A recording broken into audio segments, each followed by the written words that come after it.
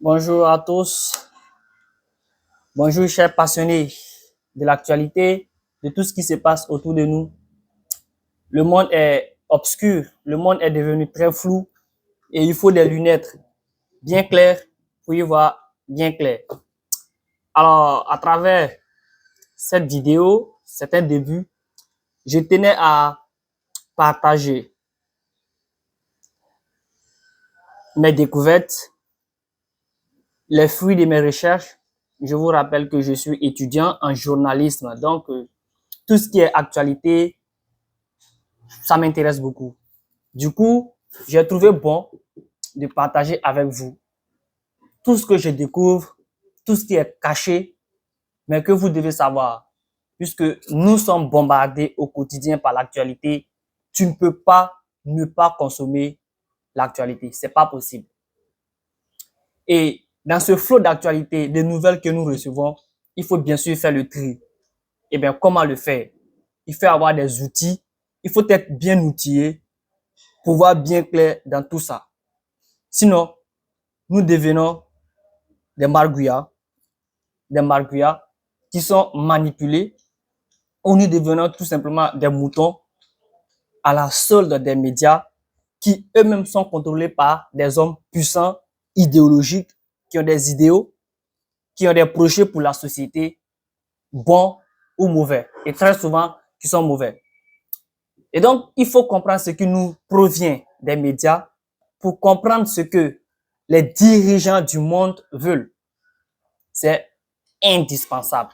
Si tu ne comprends pas le fonctionnement des médias, si tu ne comprends pas pourquoi tel événement est traité ceci, pourquoi tel événement est traité de cette manière et pourquoi l'autre est traité de telle autre manière, tu ne peux pas vraiment t'en sortir.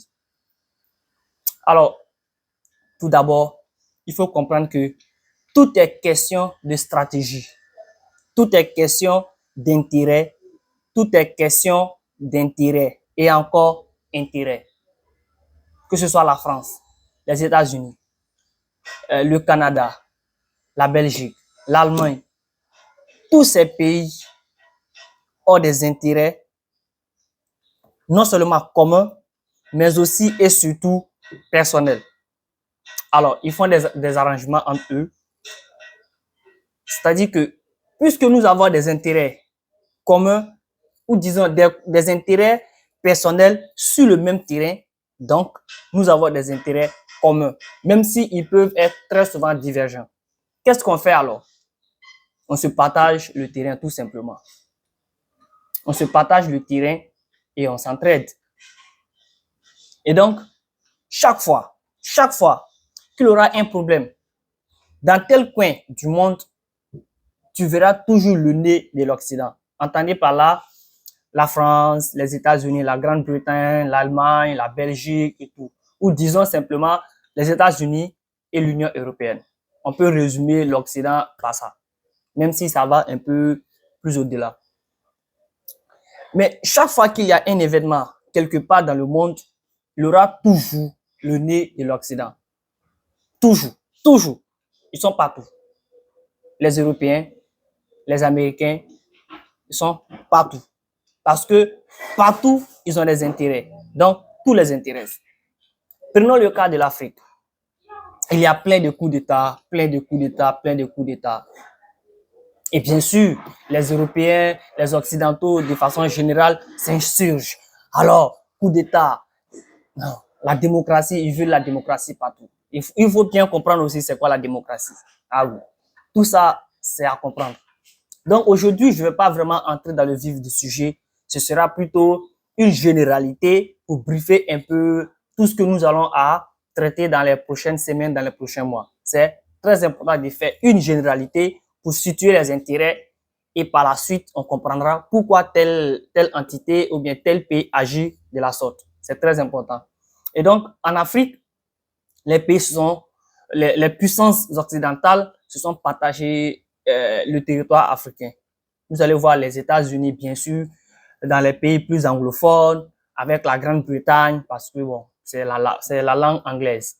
Et la France, la Belgique vont plutôt se partager les pays francophones, naturellement, puisque ce sont les anciennes colonies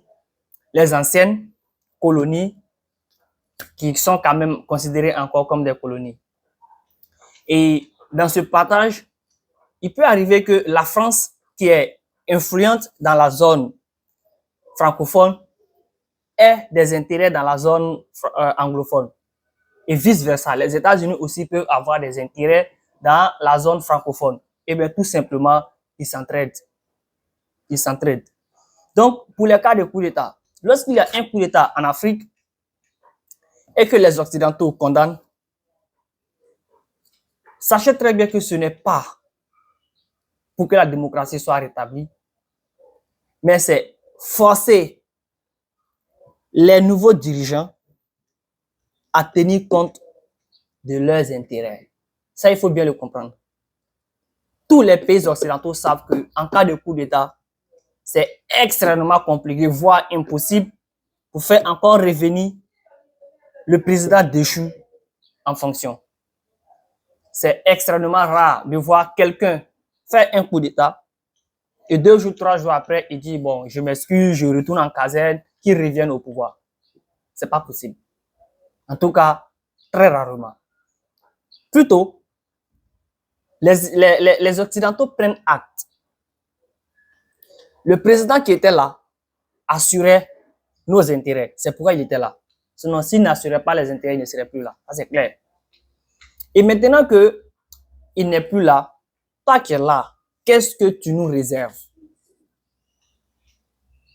Et sache très bien que ce que tu nous réserves déterminera notre réaction. Et surtout, si nous réagissons, ça ne t'arrange pas. Et donc, on condamne bien sûr pour la diplomatie, pour la démocratie. Il faut revenir à l'ordre constitutionnel, même si on sait que ça n'arrivera pas, en tout cas pas maintenant. Et donc, il faut condamner pour montrer à l'opinion publique internationale et même nationale que nous sommes opposés à la prise de force, à la prise du pouvoir par la force. Et après, en coulisses, il y a des tractations, il y a des négociations avec le nouvel homme fort du pays. Et le dernier coup d'État en date, c'est celui du Niger. Bazoum, qui a été déposé carrément par sa garde présidentielle. Les Occidentaux ont bien sûr appelé les États-Unis, la France, ont condamné, ont appelé à ce que le président déchu soit rétabli dans ses fonctions. C'est pas possible, ils le savent très bien. Mais c'est nécessaire pour le protocole diplomatique, pour, voilà, le discours officiel doit tenir cela. Et en même temps, celui qui se présente comme le nouveau dirigeant, il est contacté en privé, bien sûr, pour qu'on puisse connaître sa position claire et nette sur la position des Occidentaux. Et quelqu'un qui commet un coup d'État et qui montre très clairement favorable aux intérêts des Occidentaux, son coup d'État, certes, n'est pas officiellement cautionné, mais en privé, il est cautionné. C'est clair. En d'autres mots, il ne sera pas sanctionné, il ne sera pas traité, vilipendé, insulté, comme quelqu'un qui viendra à la suite d'un coup d'État s'opposer clairement aux intérêts des Occidentaux. C'est la même chose, je vous donne un exemple simple. Regardez un peu le traitement qui a été réservé à Assimi Goïta. À la suite de ses différents coups d'État, ou bien de son coup d'État, et le traitement qui a été réservé aux Tchadiens, Idriss Déby Itno, le fils de Idriss Déby Itno. Tout simplement parce que lorsque Assimi Goïta est arrivé au pouvoir, la France out. Tout simplement. La France out. Et bien là, c'est pas bon. Alors que lorsque Idriss, fils, est arrivé, non, les militaires français qui quittent au Mali, il n'y a pas de problème. La porte du Tchad est ouverte. Et ils sont arrivés au Tchad. Donc, Assimi Goïta s'oppose aux intérêts des Français. Et donc, il est tapé, il est insulté, vilipendé. Et le président tchadien, le nouvel homme fort du Tchad, leur tend les bras. Autrement dit, vos intérêts sont assurés chez nous, donc venez. Vous voyez le traitement qui a été réservé. La France a condamné le coup d'État au Mali, mais ça n'a pas été le cas pour le coup d'État. Il faut appeler les choses par leur nom, par le coup d'État au Tchad. Parce qu'il faut savoir que lorsque Idriss a été assassiné, normalement, la constitution tchadienne dit en cas de force majeure empêchant le président de la République d'exercer ses fonctions, il est remplacé automatiquement et constitutionnellement par le président de l'Assemblée nationale. C'est pas ce qui a été fait. Dès que Idriss père est parti, Idriss fils a pris sa place. Alors que c'est juste un militaire. Ça n'a pas été condamné. Il n'a pas été sanctionné. Alors que le Mali a croupi sous les sanctions de la CEDEAO, de l'Union africaine, pendant plusieurs mois. Et pourquoi pas le cas du Tchad? Tout est question d'intérêt. Si tu assures les intérêts des Occidentaux, tu es protégé, quelle que soit la bêtise que tu fais. Mais, puisque tout le monde ne peut pas être lâche, au point de privilégier les intérêts occidentaux au détriment des intérêts des Africains, eh bien, les coups d'État seront toujours sélectionnés. Tu commets un coup d'État, tu assures les intérêts des Occidentaux, ça passe. Tu commets un coup d'État, tu privilégies les intérêts nationaux, les intérêts de la population au détriment des intérêts occidentaux, ton coup d'État est mauvais et il sera puni avec la plus grande rigueur. C'est la loi. C'est comme ça. Et donc, pour les Occidentaux, le problème n'est pas le coup d'État, mais c'est qui commet le coup d'État. Et surtout, quelle est sa position par rapport à nous, à nos intérêts. Voici la question. Voici toute la question. Et pour équilibrer un peu les choses, pour équilibrer un peu les tensions, pour équilibrer un peu les affaires, la Russie, qui devient de plus en plus influente en Europe, en Afrique, et la Chine.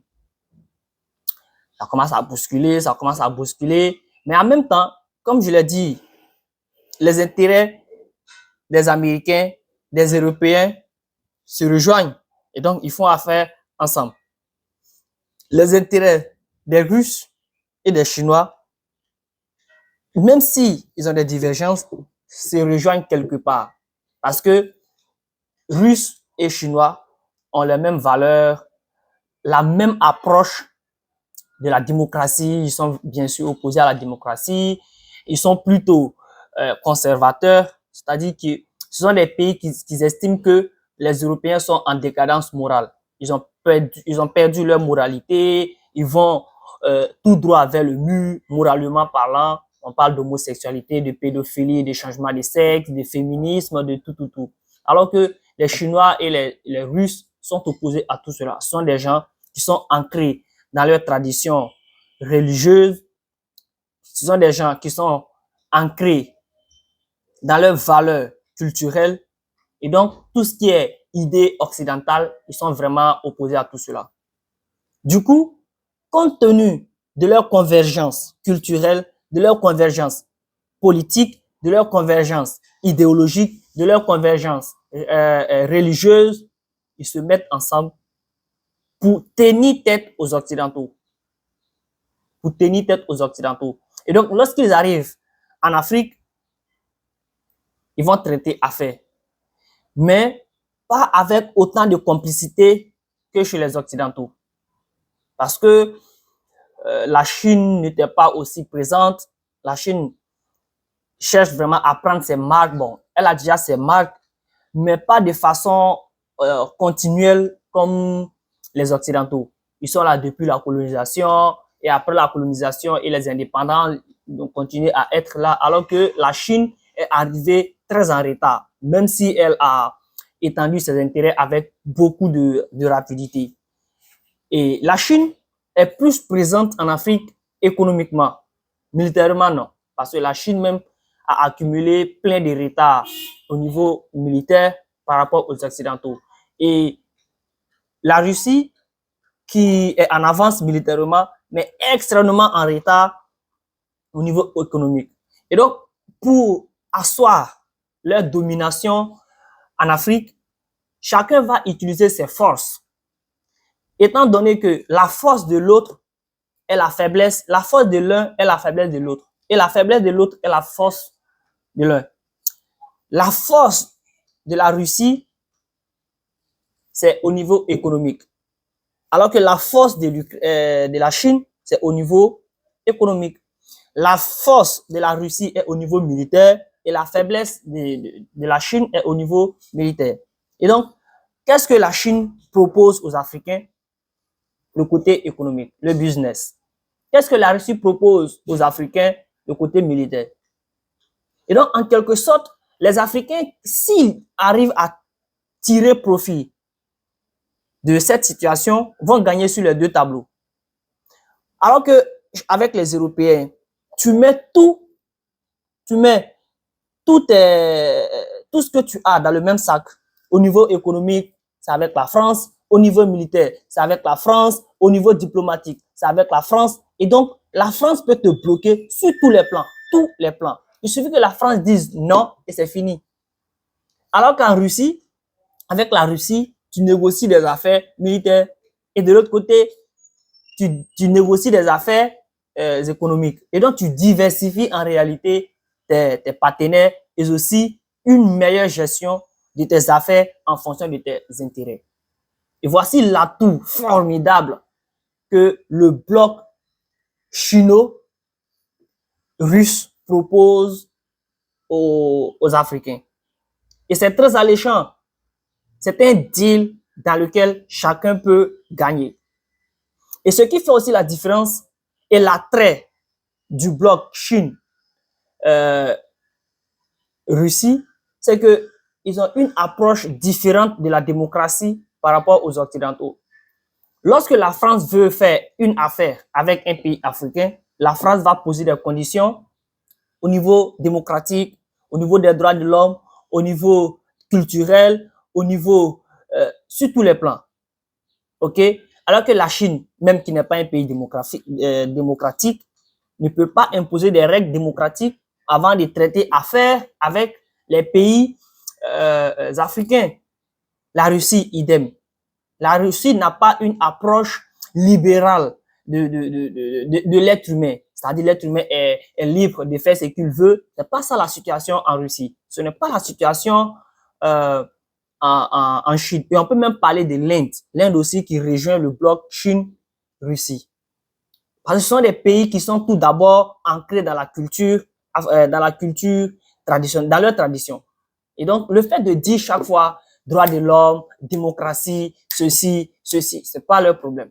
Et donc, les Africains se reconnaissent pleinement dans ce que ce bloc-là propose. Et ça donne le pion aux Européens, aux Occidentaux, qui vont toujours profiter de leur puissance pour imposer des conditions sociales, des règles morales, des règles démocratiques aux pays africains. Tu as un projet, tu veux avoir un financement, il n'y a pas de problème. Mais nous avons en tout cas l'argent dont tu as besoin. Mais voici ce que nous voulons chez toi. Droits de l'homme, les femmes, les enfants ne travaillent pas, égalité entre hommes et femmes, le droit des homosexuels, tout. Et si tu refuses, tu n'as pas de crédit. Tout simplement. Et ta population va mourir dans la faim. Et donc, pendant plusieurs décennies, les pays africains ont accepté contre leur gré les conditions des Occidentaux. De toutes les façons, ce sont eux qui dominent. Parce que le monde était dominé par un seul camp. Un monde uni polaire. Les États-Unis sont tout là-haut et en dessous, il y a les Européens pour former le bloc occidental. Mais tout partait selon la cadence voulue par Washington, par l'Amérique. Et on constate aujourd'hui que les choses s'équilibrent un peu parce que la Chine est devenue incontrôlable. Tu ne peux pas. L'Occident n'arrive plus à contrôler la Chine. Elle est devenue trop puissante. Et la Russie qui vient s'ajouter à cela et la Chine, l'Inde qui rejoint le groupe, alors là, ça devient compliqué. Et donc aujourd'hui, le bloc que je vais appeler conservateur, c'est-à-dire la Chine, la Russie et en quelque sorte l'Inde, donne un contrepoids à l'influence occidentale. Grâce aux Européens et grâce aux nouveaux puissants, les Africains peuvent désormais décider. C'est-à-dire que lorsque les Africains demandent quelque chose aux Occidentaux et qu'ils posent des conditions qui sont inacceptables pour les Africains peuvent glisser vers la Chine. Les Africains peuvent glisser vers la Russie et en quelque sorte l'Inde. Alors qu'avant, ce n'était pas cela. Il n'y avait que le bloc occidental. Et si le bloc occidental refuse, tu ne peux rien faire. Et donc, pour qu'ils puissent accepter, qu'est-ce que tu dois faire? Eh bien, tu acceptes leurs conditions, tout simplement. Mais aujourd'hui, si la Côte d'Ivoire, par exemple, bon, laissons la Côte d'Ivoire, si le Mali veut quelque chose et que la France refuse, que les États-Unis refusent, le Mali peut s'orienter tranquillement vers la Russie ou vers la Chine. Et le fait que la Chine soit puissante, la Russie soit puissante, les Occidentaux n'ont pas vraiment la possibilité d'imposer au Mali. Parce qu'il y a quelqu'un en face qui peut protéger le Mali contre les attaques, peut-être même diplomatiques ou les sanctions. Et donc, le fait qu'il y ait chaque fois des sanctions, ça embrouille les pays, ça embrouille. Mais avec l'autre bloc, ça passe relativement.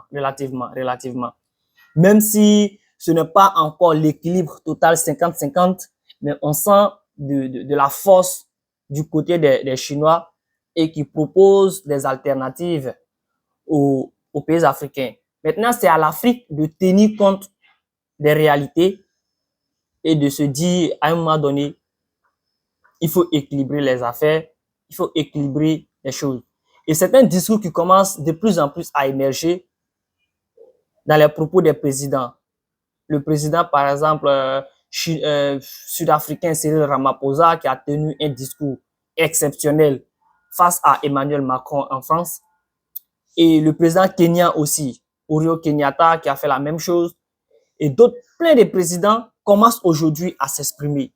Pourquoi? Parce qu'il y a l'autre bloc en face qui peut aider. Alors qu'avant, tu critiques l'Occident, tu as signé ton arrêt de mort. C'est clair. Mais aujourd'hui, les pays africains peuvent se permettre, en tout cas, pas mal de pays africains peuvent se permettre de critiquer les décisions occidentales. Les sanctions peuvent venir, mais ce n'est plus aisé comme avant. Ce n'est plus aisé comme avant. Sinon, les pays africains ont vraiment souffert parce qu'il n'y avait qu'un seul maître et un maître autoritaire, autocratique. Tu acceptes ces conditions, soit par la manière douce, le soft power, soit par la manière forte, le hard power. C'était comme ça. Mais aujourd'hui, ce n'est plus aussi fréquent que ça. Et on voit que un pays qui n'est plus sous le contrôle occidental n'est plus aussi exposé aux coups d'État comme avant. Avant, il suffit que tu menaces les intérêts des Africains et dans les jours qui suivent, on te dépose. Mais aujourd'hui, tu peux t'opposer en quelque sorte aux intérêts occidentaux, dans certains pays en tout cas, et ne pas subir forcément un coup d'État, même si tu seras sanctionné économiquement. Mais avec la Chine qui propose des solutions, ça peut aller. Et surtout, je termine par là, l'arrivée du groupe, le BRICS, Brésil, Inde, Chine, la Russie, l'Afrique du Sud. C'est un groupe qui va révolutionner l'échiquier politique international. Ça va tout changer. Les Européens, les Occidentaux n'auront plus le monopole des décisions. C'est fini. Au Conseil de sécurité, la Chine et la Russie, qui ont le droit de veto, sont complices. Et donc, au niveau diplomatique, au niveau militaire, la Chine et la Russie ont intérêt à s'associer. Et donc, ça devient un contrepoids. Même la Chine, même la Russie seule peut tenir tête au bloc occidental. On a vu avec l'exemple, pour ceux qui ont suivi un peu la situation en Syrie, le bloc occidental allait faire chuter le régime syrien de Bachar al-Assad. Mais il a fallu l'intervention de la Russie pour que tout soit arrêté. Militairement, la Russie seule peut tenir tête au bloc occidental. Bien sûr, pas les anéantir, mais puisque la Russie est une puissance nucléaire et donc elle a une force de dissuasion exceptionnelle face aux Européens. Donc, ils ne peuvent pas aller en confrontation parce qu'ils savent que c'est pas bon. C'est pas bon. OK? Du coup, avec la Russie seule, au niveau militaire, les pays africains ont quelqu'un pour les protéger. Au niveau économique, la Chine est là, une protection assurante. Et il y a aussi au niveau économique qui va s'étendre aux BRICS. Les BRICS vont tout changer, absolument tout. Et c'est ça qui arrange vraiment les pays africains. Parce que les prêts ne seront plus seulement au niveau du FMI, au niveau de la Banque mondiale, au niveau de la France, au niveau des Américains. Non. Désormais, si tu demandes un prêt au FMI ou à la Banque mondiale et que ces deux banques contrôlées par les Occidentaux refusent de te donner, à moins que tu n'acceptes leurs conditions, tu les laisses, tu vas vers la Chine ou tout simplement tu demandes un crédit à la banque des BRICS. Eux ne vont pas te poser des conditions. Toutes leurs conditions se résument au niveau économique. Point barre. Alors que les Américains, les Occidentaux, en plus de leurs intérêts économiques, ils vont imposer des intérêts politiques, des conditions politiques, des intérêts idéologiques, des intérêts culturels, tout un tas de trucs qui vont t'imposer avant de t'accorder le crédit. Avec intérêt, bien sûr. L'intérêt n'a rien à voir avec les intérêts qu'ils vont avancer dans l'ombre. Alors que chez les Chinois, chez les Européens ou éventuellement pour le BRICS, ça sera uniquement des intérêts économiques. 50-50. Si les pays africains arrivent bien sûr à négocier. OK? Mais je crois qu'avec les BRICS, ils auront quand même une marge de manœuvre qui leur permettra de discuter pas en égal, mais avec une certaine puissance. Alors qu'en Occident, c'est l'impuissance totale. Tu ne dis rien.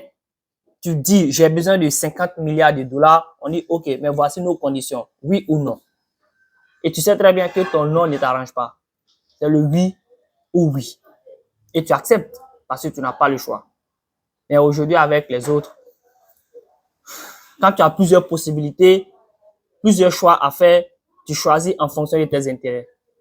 Et donc, voici un peu l'occasion formidable que les Africains ont de vraiment changer le cours de l'histoire des Africains. Parce que c'est compliqué de tenir face au bloc occidental sans un autre bloc capable de te soutenir. Donc, voici un peu le monde divisé. Je vous ai présenté le bloc occidental, les États-Unis, le Canada, les pays européens d'un côté et le bloc qui se forme. Ils ne sont pas nombreux, mais ils sont puissants. La Chine, la Russie et quelque part l'Inde et plein de pays qui veulent les rejoindre. Et donc, ce bloc-là oppose un contrepoids assez solide aux Occidentaux. Et vous verrez chaque fois l'équilibre entre les deux. Chaque fois que les intérêts des Occidentaux sont menacés quelque part, ça veut dire que les Chinois et les Russes avancent leurs intérêts. Et ça sera la protestation du côté occidental. Et chaque fois que les intérêts occidentaux sont assurés dans un pays, vous verrez qu'ils vont tolérer tout ce qui se passe dans ce pays. Donc, restez attentifs à tout ce qui se passe, restez attentifs et surtout, n'oubliez pas que dans la situation mondiale, dans les intérêts, il n'y a pas de pitié. Il n'y a pas de pitié. On fait affaire avec un dictateur qui assure nos intérêts et on condamne un dictateur qui n'assure pas nos intérêts. C'est ce qu'il faut comprendre. Ne vous mettez pas en tête que les Occidentaux sont là pour les droits de l'homme. Les Occidentaux sont là pour protéger les populations. C'est faux. Ils sont là pour assurer les intérêts. Parce que l'Afrique représente une si grande importance stratégique, économique, politique pour les Européens qu'ils ne peuvent pas se permettre de perdre leur influence en Afrique. C'est pas possible. Et ça, il faut bien le comprendre. Tout est question d'influence. C'est de la géopolitique. Il n'y a pas de cœur. Il n'y a que des intérêts. On se retrouve très bientôt pour d'autres explications.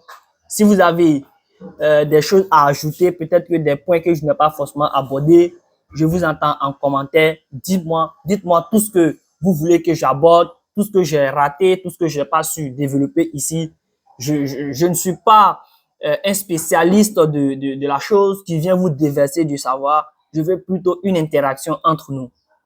Si vous pouvez apporter des compléments d'informations à tout ce que j'ai dit, la zone de commentaires est là. Exprimez-vous, mais dans le respect, sans insulter. Vous voyez que j'ai parlé, j'ai pas insulté.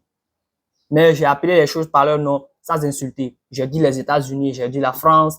Je ne cache pas le nom d'un pays sous prétexte que je ne veux. Non, mais dans le respect quand même. Dans le respect. Et donc, exprimez-vous avec liberté dans le cadre du respect. Et surtout, faites preuve de créativité, faites preuve de discernement. Et comme je l'ai dit au départ, la situation est obscure, la situation est floue et il faut des lunettes bien claires pour y voir clair. Et les lunettes ne sont pas ce que je porte, mais plutôt le discernement. Il faut se poser pour réfléchir et à trouver des réponses aux situations que nous vivons. Je répète, dans la géopolitique, il n'y a pas de pitié. Tout est question d'intérêt. On se retrouve très bientôt. Dieu le voulant.